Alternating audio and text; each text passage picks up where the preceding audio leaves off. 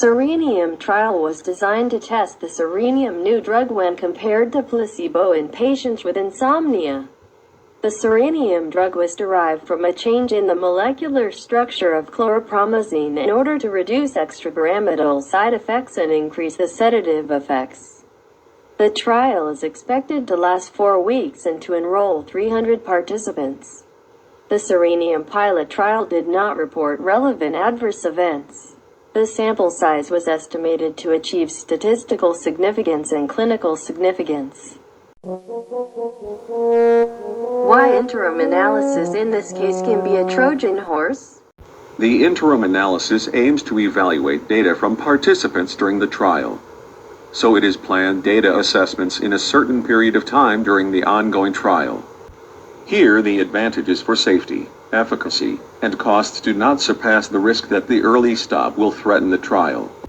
The Serenium trial will enroll patients already suffering from insomnia. This disease is not a life-threatening disease and it will be a short trial duration which does not pose ethical issues, even with the use of placebo.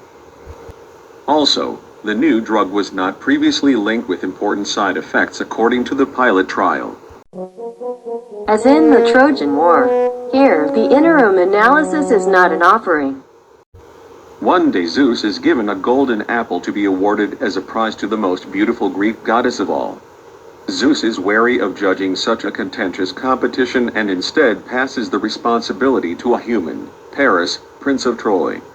Paris must judge between Hera, Athena, and Aphrodite, the goddess of love. Paris's mind is made up when Aphrodite promises to make Helen, Queen of Sparta, fall in love with. It just so happens that Paris is already on his way to see Helen. He's been invited to her wedding to King Menelaus. So it is that Paris takes Helen home with him to Troy and Menelaus summons the Greek leaders to send an army to sack Troy and bring Helen back. Among the Greeks there is one hero who doesn't wish to go to war. Odysseus has a new baby and wants to stay at home. Hermes encourages him to feign madness as a means of avoiding service. But Menelaus sees through his ruse and Odysseus must join the other Greek leaders. For 10 long years the Greeks are camped outside the gates of Troy, but try as they might they cannot breach the walls. Then Odysseus, known for his cunning, has an idea. They'll build a wooden horse and leave it outside the gates of Troy as an offering to the goddess Athena. When the Trojans discover the horse they will it inside the city and celebrate their supposed victory. You probably know the rest of the story. The Greek army was hiding inside the wooden horse's belly and they ultimately emerged to kill the unsuspecting Trojans, burn the city and win the war. Much have I suffered, labored long and hard by now in the waves and wars. Add this to the total, bring the trial on. So how can interim analysis destroy this trial? The Trojan horse here can act in several ways. 1. It is known about the variability of results during the trial.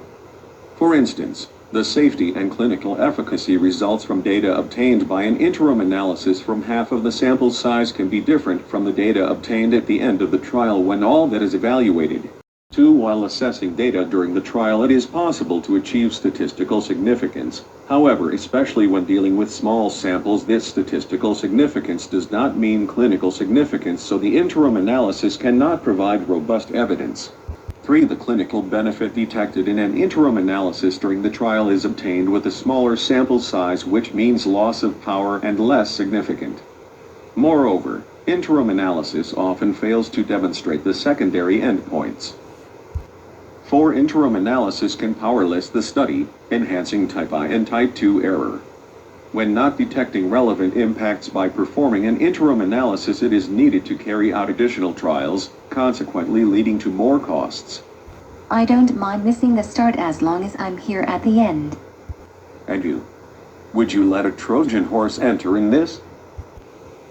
Therefore, when deciding for an interim analysis, it is important to support it in scientific reasoning based on clinical and statistical integrity. So, when adopting an interim analysis, it is important to be carefully planned before the beginning of the trial, and it is crucial to take into account whether this approach can be the Trojan horse that will pose risks in the clinical and in the statistical integrities of the trial. With or without an interim analysis, the clinical trial must be well planned and conducted.